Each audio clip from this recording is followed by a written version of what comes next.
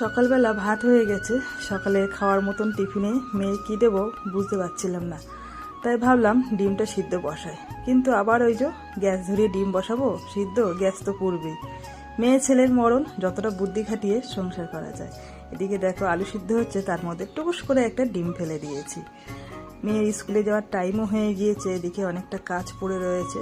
ভাবলাম এক কাজে দুই কাজ সেরে ফেলি। মেয়েদের বুদ্ধি করে সংসার চালানোটাই আমার মতে বলে উচিত। কিন্তু দেখো সব সময় সব বুদ্ধি কিন্তু মাথার মধ্যে আসে না, এটা সবারই হয়।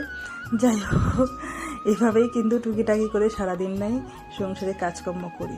আর এই যে দেখো পাশেই আমাদের আর কি রান্নাঘরের পাশেই এই মাঠটার মধ্যে কিন্তু কদিন আগে এত পরিমাণে পাট গাছ লাগানো ছিল, বেশ কয়েকদিন আগে কেটে নিয়েছে। এখন এত ফাঁকা হয়ে গিয়েছে, রান্নাঘরটা বেশ বড় বড় লাগছে।